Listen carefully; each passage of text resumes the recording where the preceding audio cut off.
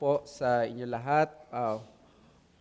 Welcome sa ating Sunday School and welcome me back sa Sunday School ministry that I'll be going to teach once again. And Lord willing, we will be able to end our series about sa Reformation or on the Reformation month natin.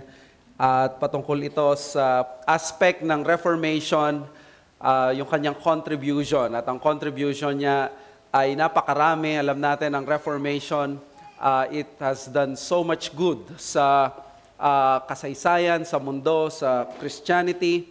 But of course, we are not blind to the Reformation. There are so many mistakes din na ginawa ang mga reformers and even yung mga yung Reformation movement. But at least we know na mas marami ang mga maganda nilang nagawa.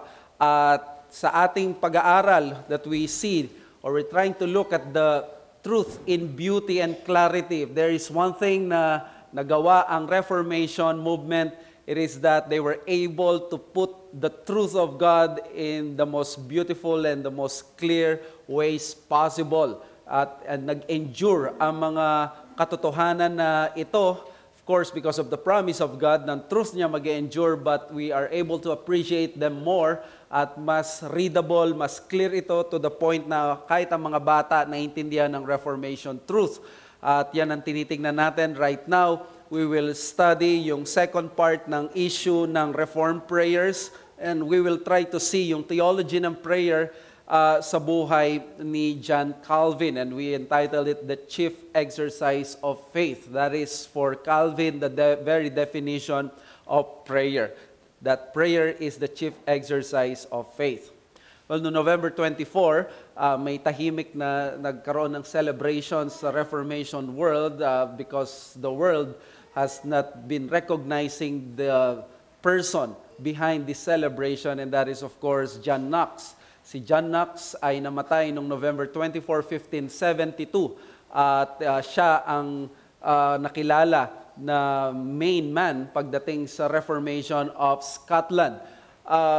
Patunay lamang ng kawalan ng pag-recognize sa kanya ng mundo at ng kanyang sariling bansa ay kung saan makikita ngayon ang kanyang grave.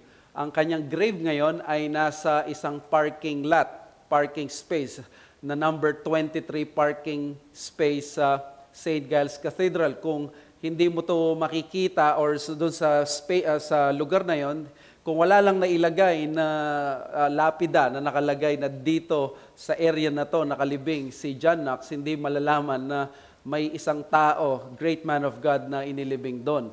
Nakilala si John Knox hindi lang sa kanyang Reformation courage, kundi he was also known as a man of prayer. He was the person na sinabi na nagpray that give me Scotland or else I die.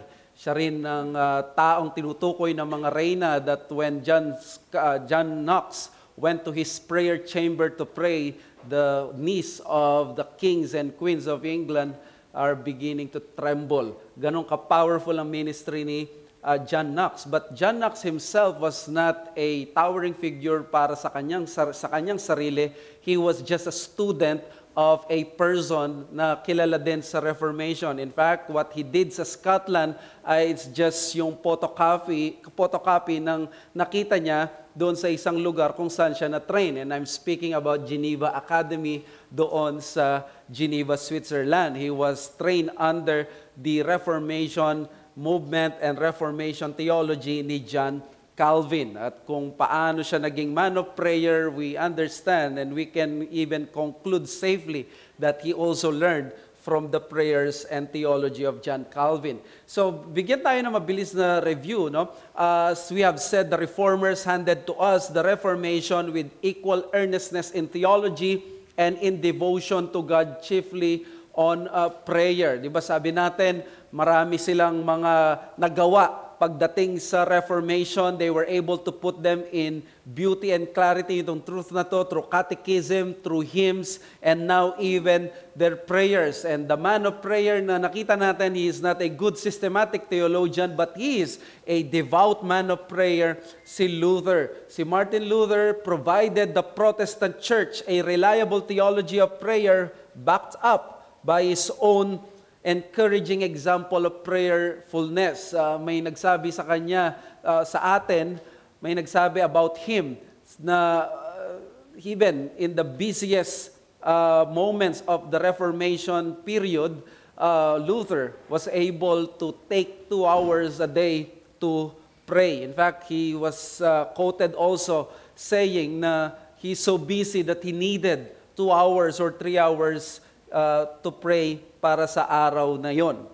So Luther's fervent practice of prayer, in fact, was not a hindrance to the cause of Reformation, but it is clearly one of the few reasons why it succeeded. That is why he was quoted also saying that prayer is indeed the hardest work of all, because communing with God is the most important experience of all. Well, I just added yung second phrase, but he said that prayer is the hardest work of all, and we agree to that. Robert Murray McCheyne said that if you want to embarrass a man, ask him about his prayer life. For sure, he would be humbled, or he did not embarrass, but he said, if you want to humble a man, ask him of his prayer life. And I think it is true, because no one here would testify that he is already above pagdating sa kanyang prayer life. We all see our lack and our insufficiency pagdating sa ating mga prayer life. Kaya napakahalaga ng pananalangin, to the point na si John Calvin, he said that prayer is the chief exercise of faith. At yan ang gusto natin tingnan. From Germany, pupunta tayo sa Switzerland para makita natin yung influence ni John Calvin sa issue ng prayer. But let me use Psalm 4 verse 1 doon sa famous psalm na ito about prayer. He said, "Answer me when I call, O God of my righteousness, you have given me relief when I was in distress. Be gracious to me and hear my prayer." Pag binasa mo ang mga reformers, isa sa mapapansin mo sa kanila, they were always meditating sa Psalms. They were people who really immersed and bathed themselves with the Psalms. Probably part of the reasons is that sila yung tao na nakaka-relate talaga sa mga psalmist. Ang mga Psalms ay punong-puno ng panalangin about yung salvation or deliverance from their enemies. And we know that the reformers, they were born out of debates and controversies. There were even actual death threats sa kanilang buhay. They were people under great persecution. Kaya naman, they were able to relate sa mga bagay na ito. And we know that Psalms ay ang himbok ng Israel. And at the same time, dito natin makikita yung purest devotion ng mga mananampalataya sa Biblia. Gusto mong makita sila dito, yung kanilang heart, how they poured themselves to the Lord, you go to the book of Psalms. Kaya sa ating pag-aaralan ngayon, John Calvin and the theology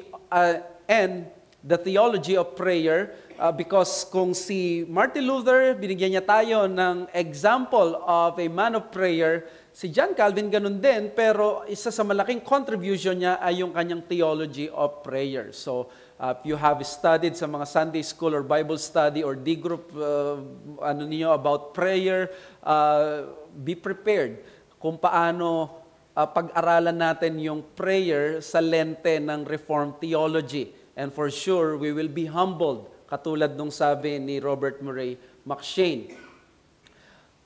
John Calvin was known as the theologian of the Reformation. But katulad ni Luther, he focused more on the practice of prayer than on its doctrine. There is something very strange sa prayer, na even yung mga great men of God, they were so afraid and nag-hesitate silang magturo about prayer, na magkaroon ng ganong siguro na projection that they were truly great warriors of prayer.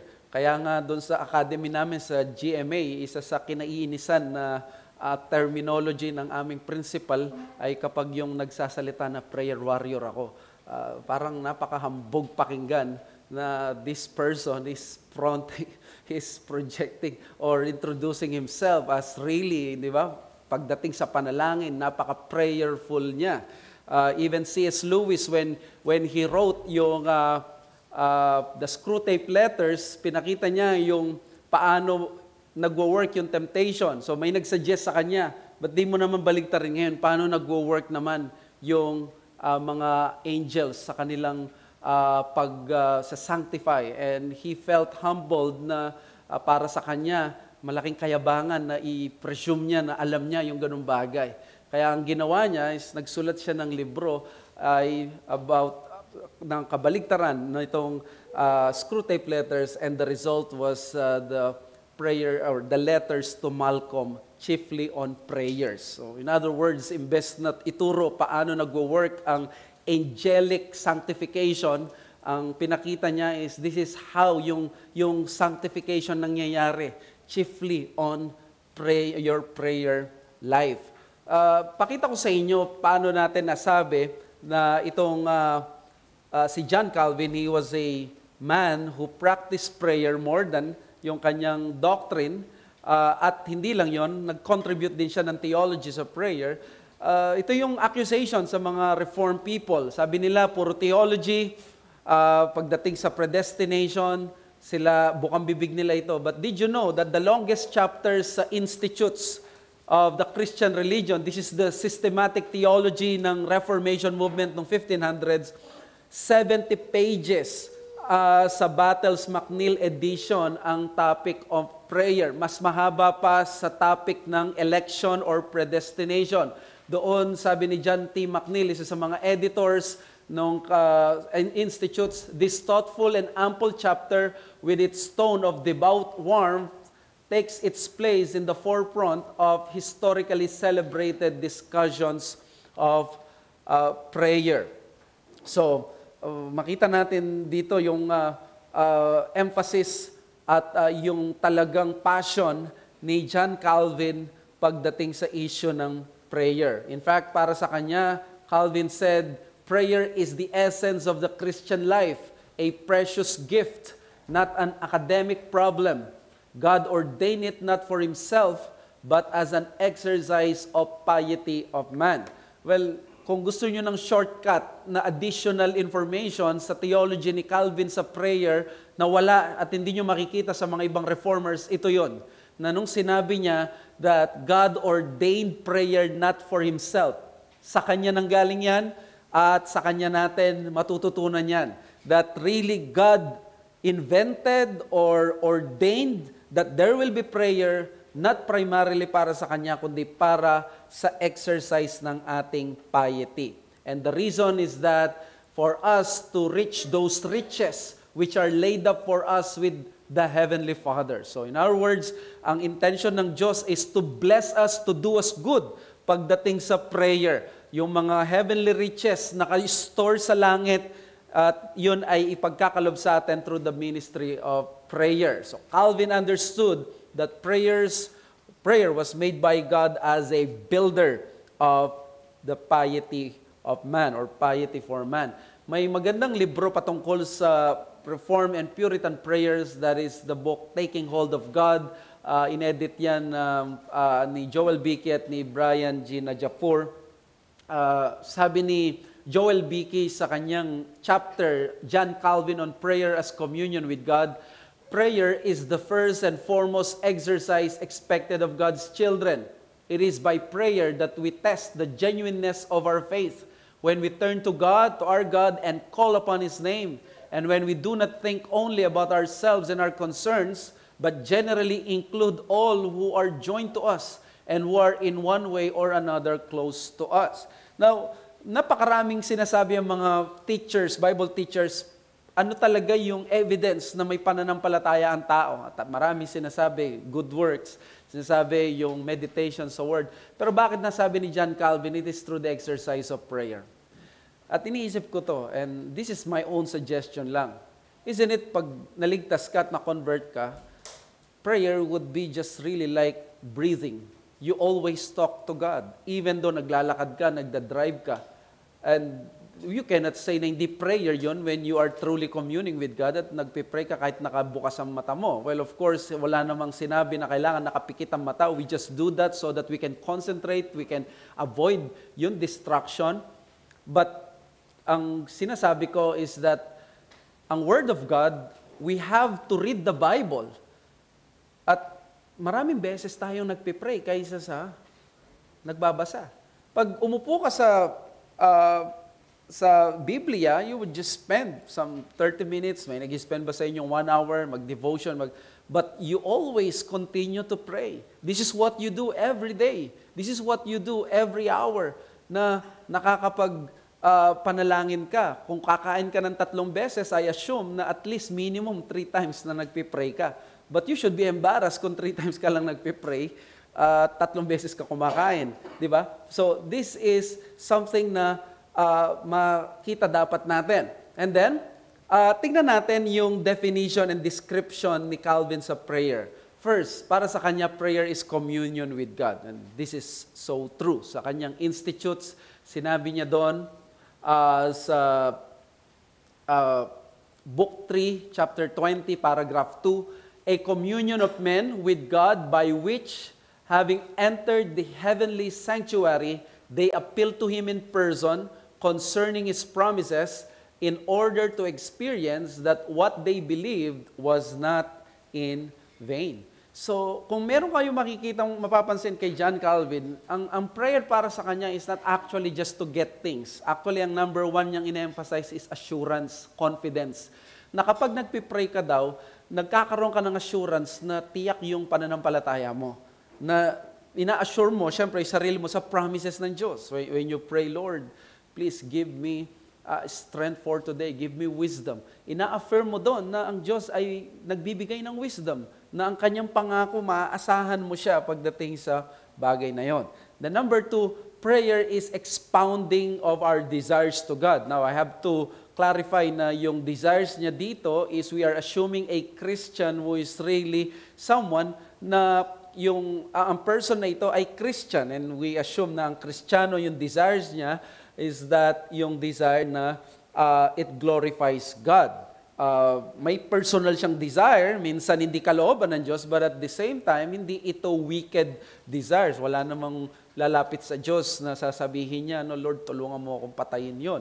Wala naman, I assume na walang Kristiyanong ganon. So, doon sa instruction in faith, noong 1537, si John Calvin, sinabi niya ito, a communication between God and us whereby we expound to Him our desires, our joys, our sighs, in a word, all the thoughts of our hearts. So, yung pananalangin para kay Calvin ay you are bringing your heart to God. May binanggit pa siya that it should be from the bottom of our hearts. Ganito ka-sincere at desirous pagdating sa prayer, itong si John Calvin. And even Joel Beeke, sinabi niya, prayer is the outpouring of the soul, the deepest root of piety, the bedrock of assurance. Prayer is the most important part of the Christian life. It is the lifeblood of every true believer.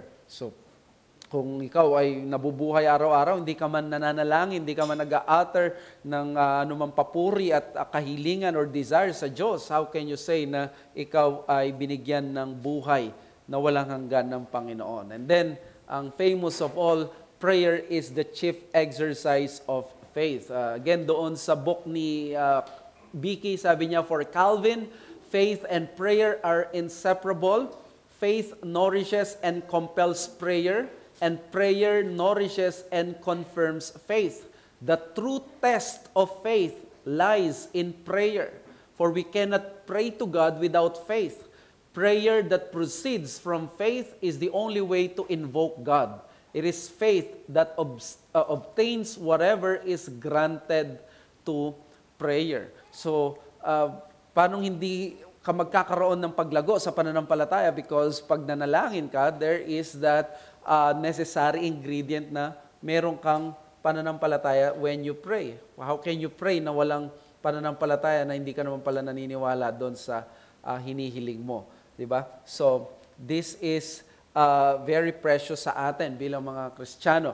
And then, let us proceed doon sa, dahil sinulat ito ni Calvin sa kanyang institutes, expect mo na i-explain niya at di-defend niya yung necessity ng prayer. So, Calvin became also an apologist of prayer. So, John Calvin masterfully refuted itong two prevailing objections on prayer. Kung ikaw ay reform, alam mo, narinig mo na to sa isang Armenian probably, or even sa sarili mo. Diba? Ano nangyayari whenever we pray? Unang sinagot ni Calvin sa Institute yung question na, does the believer relinquish his own will in prayer? Pag ikaw ba ay nanalangin, lagi mo na lang bang sasabihin, Lord, wala yung kalooban ko dito. Kumbaga, ikaw, sige, bahala ka na lang at ganito. Ano ba nangyayari? Kumbaga, parang dinideny mo yung pagkakaroon mo ng will pagdating sa prayer. Well, sabi ni Calvin, through submissive prayer, the believer invokes God's providence to act on his behalf.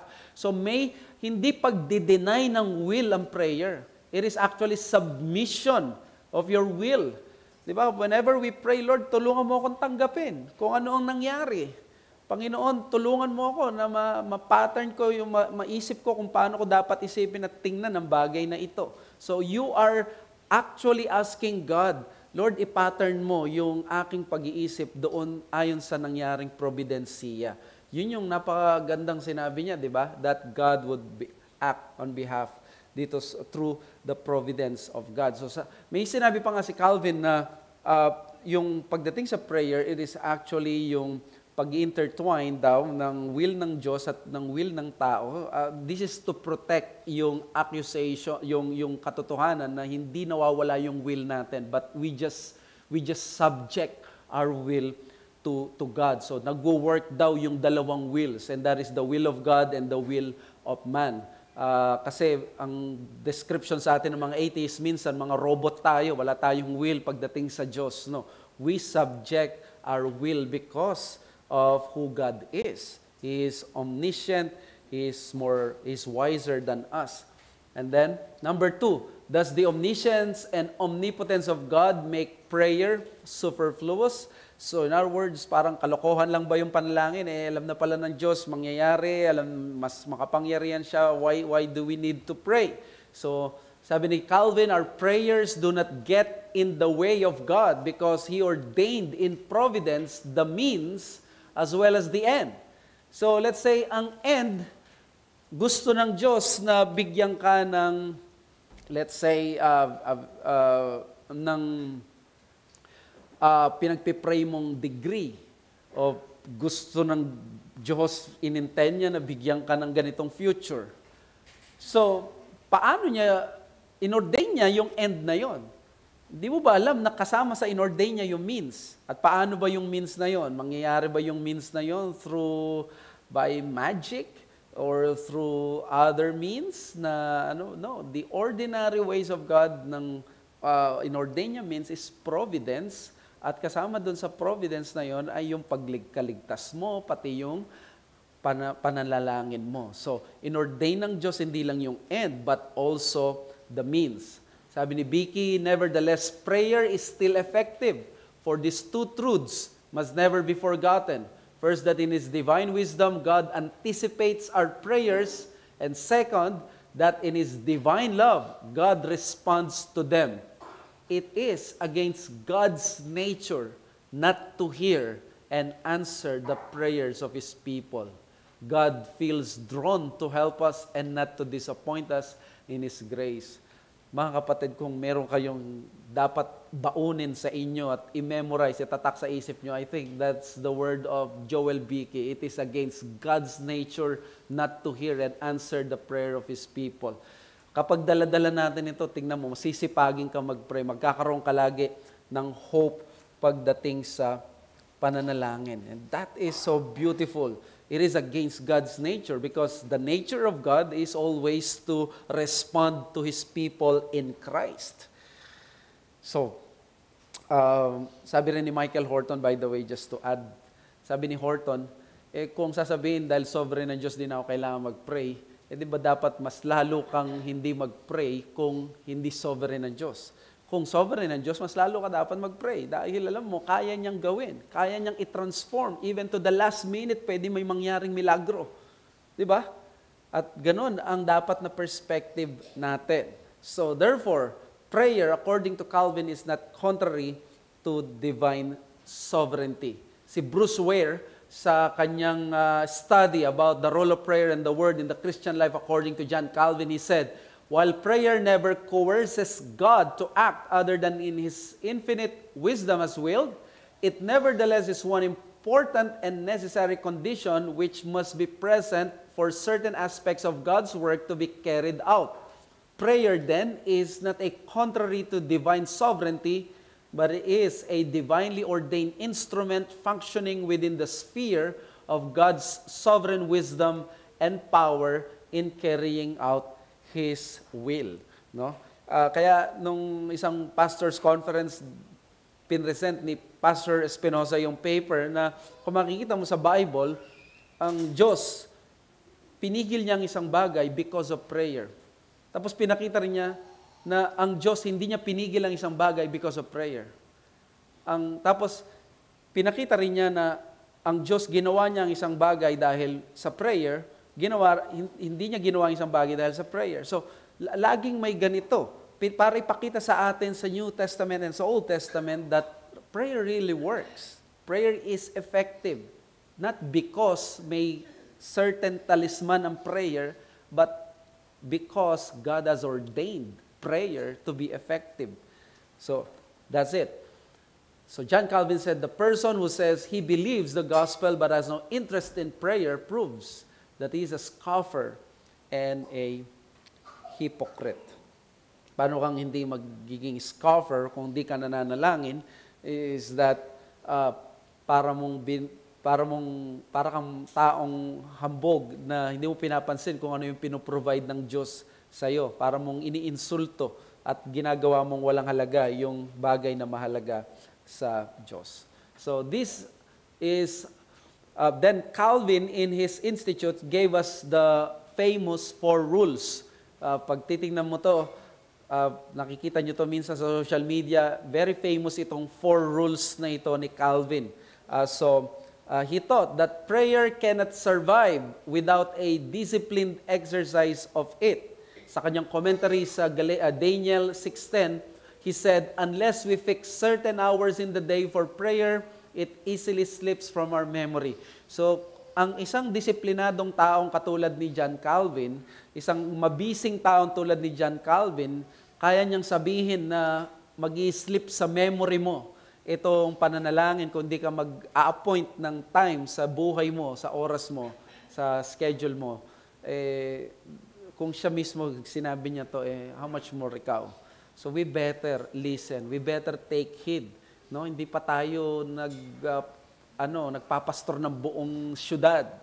Hindi ka pa nagsusulat ng libro, nagpipreach almost every day. So we better listen to this. So ano man ang stasyon mo sa buhay bilang pastor mo, ini-encourage kita, maglaan ka na ng time every day kung kailan ka mananalangin. Now, hindi naman kailangan alas 4 gigising ka. At least pag gising mo, maglaan ka ng time. O kaya bago ka matulog, o kaya at certain point. Sa aking counseling, lagi kong ina-appeal ito, lalo na sa mga, isang sinasabi kong alok sa ina-encourage ko sa mga binata o dalaga pag sila ay naka-counsel, isang blessing na kapag may sarili ka ng pamilya o bahay, meron ka ng private space where you can be undisturbed to pray. Gawa ka pa kahit grotto, wag namang rebulto. Pero at least meron kang, di ba, space where, kaya kayo, may office kayo, meron kayong private space. Make it a space where you pray. Di lang yun yung space where you work. Should be a space where you exercise your faith. So number 1 rule, a heartfelt sense of reverence. Ayan, dapat may reverence. Ibabagay dapat natin yung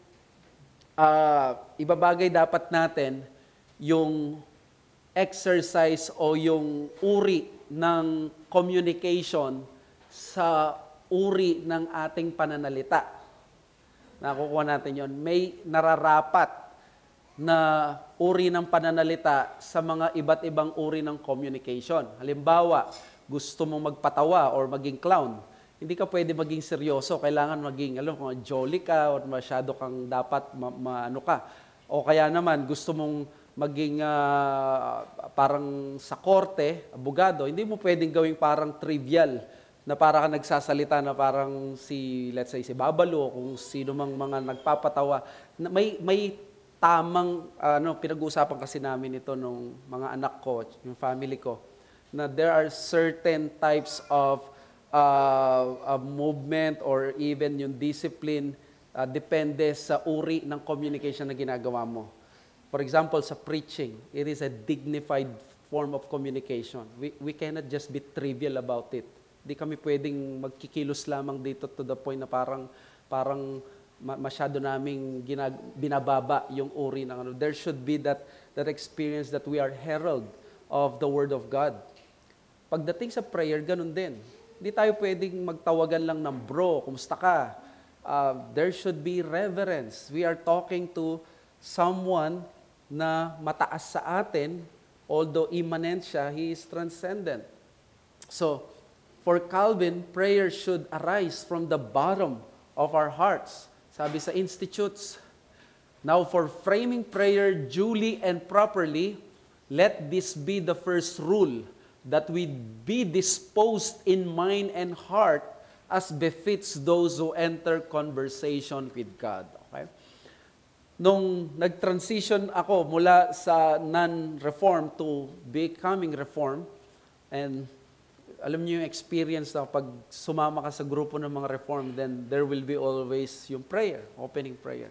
At umaten ako ng prayer meeting ng isang reform church. Isa sa napansin ko sa kanila is that when they say, let's pray, hindi mo sila kagad maririnig magsasalita. They will pause. And I tried to copy that.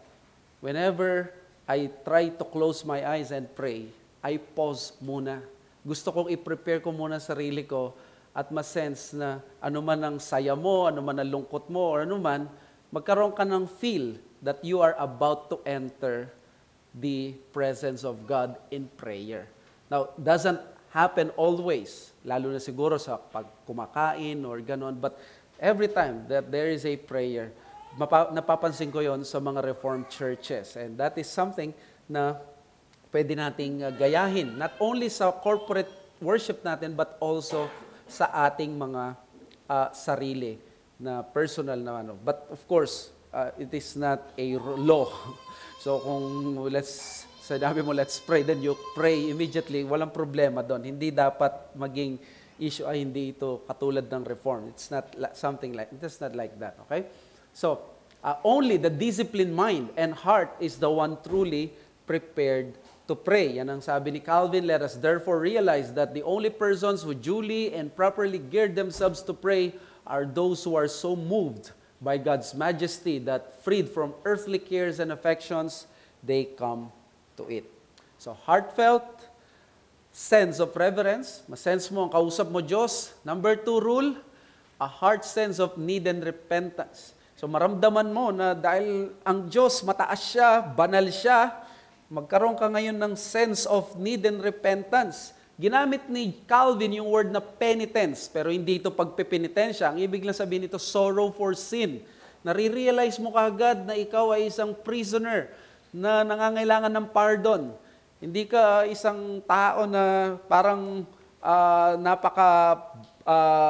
napaka-accepted mo sa Kanya. Well, this is not to say for sure. Now, we cannot pray directly to the Lord and may saya ka. The Psalms give that to us. Pero ito general na rule is that there should be a sense of need and repentance. So with penitence in the heart, the believers should pray for the will of God. So again, Institutes, let each one, therefore, as he prepares to pray, be displeased with his own evil deeds, something that cannot happen without repentance, and let him take the person and disposition of a beggar. So whenever we pray, let us have a sense we are beggars. Hindi tayo nagdidikta. So hindi pwede maging charismatic si John Calvin, no? Hindi siya pwede sa prosperity gospel movement kasi lagi beggar siya. Hindi siya nagde-declare na parang control niya yung Diyos. And then number 3, a heartfelt sense of humility and trust in God. So kapag nagkaroon ka ng sense kung sino ang Diyos, may sense ka ngayon kung sino ka, what would be the result? Repentance, humility, and trust. Magtitiwala ka ngayon sa Diyos na nakakaalam ng lahat at magkakaroon ka ngayon ng kababaan ng loob. Anyone who stands before God to pray in his humility, giving glory completely to God, should abandon all thoughts of his own glory, cast off all notion of his own worth. In fine, put away all self-assurance, lest if we claim for ourselves anything, even the least bit, we should become mainly puffed up and perish at His presence. So, ano masisense mo kay Calvin? Laging nandun yung sense na he is in the presence of God. At alam natin, ang emphasis sa prayer is para kay Calvin assurance, confidence. Kaya, napaka-powerful ng words na to ni Calvin. Sabi niya, the least drop of faith is more powerful than unbelief. So, there should be that assurance that we are going to God, na naiintindihan niya yung nararanasan natin, and He is willing and desire to answer our prayers. So, para kay Calvin, to look for another approach is the way of pride, which will destroy us. And then lastly, rule is mayroon kang sense of confident hope. Sabi ni Calvin, thus cast down and overcome by true humility, we should be nonetheless encouraged to pray by a sure hope that our prayer will be answered. So, napakaganda nito kasi, di ba, dinideal with niya talaga yung problem natin. Ang problema naman talaga natin is, sometimes we do not pray because sinasagot kaya ng Diyos, parang wala naman nangyayari. Di ba? So, ito yung isa sa problem natin. But John Calvin reminds us, God answers our prayers. Merong sure hope dyan. At kung may positive na ginawa itong si Calvin sa theology ng prayer sa people of God, is that siya ang isa sa mga reformers na napakataas ng pananaw niya sa majesty ng Diyos. So he has the majestic doctrine or view of God. Sinama yon ng deep piety. It resulted to a prayer that is both reverential and hopeful. So, yun ang dapat nating tandaan kay Calvin. Binigyan niya tayo ng pananaw that prayer should be at the same time reverential and hopeful. Minsan, di ba parang reverential, magalang ka, the sense of the presence of God, overwhelmed ka. Parang you're just there to experience God. Pero kahit di ka nag-hope, sasagutin kaya ng Diyos to. Pero on the other hand, yung mga Arminian or mababa ang view pagdating sa sovereignty of God, yung hopeful sila, ito Lord, dinideclare ko ganito, pero walang reverence. So, nasa gitna tayo. Reverential and hopeful. No one has ever carried out this out with the uprightness that was due.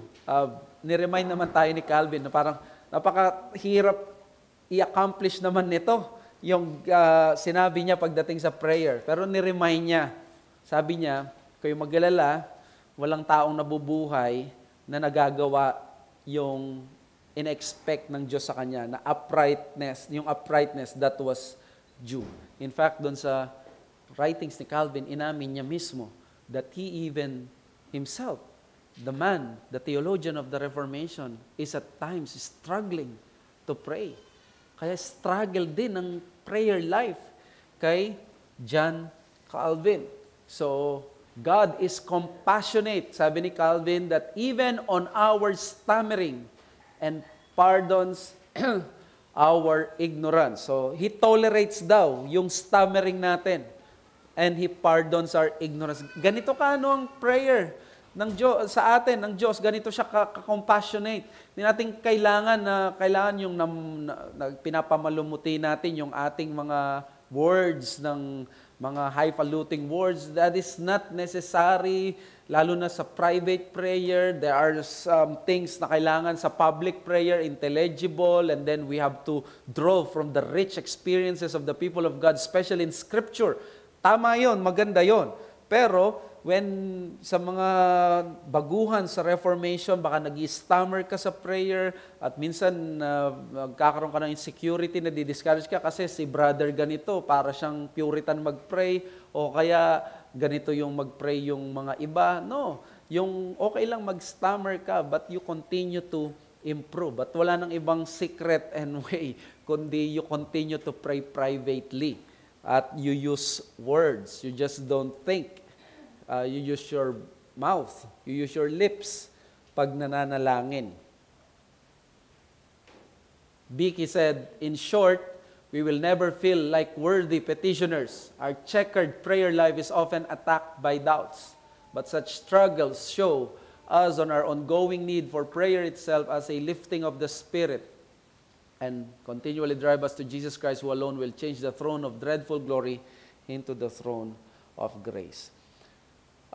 Bigyan ko ng example ng mga prayers ni Calvin. 3, marami siyang prayers, pero sa mga hindi makatulog, number 1, for mercy before I sleep, o yung agad inaantok. Sa Psalm 4:8, sabi niya, ganito yung prayer niya, Lord God, since I have not spent this day without offending you in several ways, I, who am a poor sinner, make this request. Grant, O God, that just as you hide all things in the shadows of the night, you will also bury my sins in your mercy through Jesus Christ, my Savior. Amen. What a beautiful prayer. No ba? Ginamit pa niya yung gabi to describe na, oo nga naman, magandang itago ng Diyos yung kasalanan natin dahil baka hindi na tayo magising bukas. Takot din si Calvin dahil, alam mo, very sickly siya. At napakapayat pa niya. At hindi mo pa alam kung siya may papatay sa kanya. So, lagi may ganito silang mga panalangin. Next, sa issue naman ng Ephesians 5:20, Thanksgiving at the close of the week. Well, nung Thursday, may Thanksgiving ang Western countries at tayo nakisama. Good reminder sa atin how blessed we are. Sabi ni Calvin, honor and praise be to you, O Lord my God, for all the tender mercies you have again given to me through another week. Continual thanks be to you for creating me in your own likeness, for redeeming me by the precious blood of your dear Son when I was lost, and for sanctifying me with the Holy Spirit. For your help and support with my needs, your protection in the many dangers of body and soul, your comfort in my sorrows, and for sparing me in life and giving me so long a time to repent. For all these benefits, O most merciful Father. Ganang prayer nun. That we even thank God for the time that He gives to us to repent. Ang tagal ng buhay natin, we have a lot of time to repent. And Calvin also has a prayer about when he succumbed to sin. When I have fallen. Sa Lamentations 3:22-23, yung series natin paghapon, Almighty God, though daily I depart from you by my sins, grant that I may never be wholly removed from the foundation on which my salvation depends. Sustain me, or even raise me up when I have fallen, that I may continue in your ways and always return to you in true repentance. And whatever may happen to me, may I learn always to look up to you and never despair of your goodness, which you have promised is firm and unending. Finally and especially, while relying on your only begotten Son, our mediator, may I be able to call on you as my Father until I come at last to that eternal inheritance. Ano ba pansin niyo sa prayers ni Calvin? Wala kang makikita dyan na prayer, yung mga specific, na, Lord, patgalingin mo ako sa colds. For sure, nag-pray siya ng ganon. Pero ang incessant na content ng kanyang prayer ay yung binanggit niya kanina sa rules of prayer, yung sense of sinfulness at yung thankfulness sa biyaya ng Diyos. Tapos may maganda pa sinabi si John Calvin. Sabi niya, we must repeat the same supplications not twice or 3 times only, but as often as we need, 100 and 1,000 times. We continue to pray for mercies, for grace, for strength, and we will continue to pray that even 100 and 1,000 times. So, conclusion, let us take the Reformer's challenge, be a man or woman of theology, and also of prayer. Don't just be a man of theology, be a man of prayer. Yan ang challenge ng mga reformers. Sabi ni Thomas McPherson, the prayers of the Protestant reformers are filled with some of the central themes of their faith, perhaps first among them being an unshakable confidence in God's supreme authority over all time and space. History is God's workplace. It does not stand afar off, but actively and intimately participates in the lives of people in order to show His love and bring about His will. Many of the Reformers' prayers reflect this conviction as again and again they seek for God's will to be done on earth and in themselves. So what a blessing that we get to read and to remind ourselves of the prayers of the Reformers and take their challenge to be a man of theology, a woman of theology, and of prayer. Let's pray. Father, we thank you sa aming natutunan sa Sunday School as we end our series na we remember those lessons about catechism, hymns, and even the prayers of the Reformers. Our intention is not to imitate them, but to imitate Christ or to follow them as they follow Christ. Kaya, Lord, we pray that in this sense, ay magkaroon kami ng tunay na pangunawa sa inyong salita. Pinakita sa amin ng mga reformers na kung sino kami. Sa kanilang mga prayers, we remember that we are but dust and worms before you, needing always your grace and mercy. Through the Lord Jesus Christ, O Lord, purify our prayers. Make us people na hindi takot or mabagal or makupad lumapit sa inyo. Make us your people na mabilis tumakbo sa inyo. At nawa, Panginoon, mabago ang aming prayer life. From a dry and dull prayer life, we will have a vigorous and rich prayer life, not to brag to other people, but to really have communion with you. Lord, have mercy on us. We are broken. We are sinful. And in and of ourselves, we do not want to pray. We want to be independent, autonomous. We don't want you in our lives. But Christ has showed to us that this life without Him is hell. This life, walang kwenta ito kung wala kayo. Kaya nawa, Panginoon, may we drink from the fountain of Christ, yung blessing ng kanyang union, that we will have that desire to pray and to commune with you. And please, Lord, always remind us that it is in your nature to answer our prayers. Salamat kay Calvin, salamat kay Luther, at sa mga reformers na ito, that we will truly exercise our faith by praying always, incessantly sa inyo. Thank you. We ask this in Jesus' name. Amen. Let's have some 5 minutes sa Q&A. If you have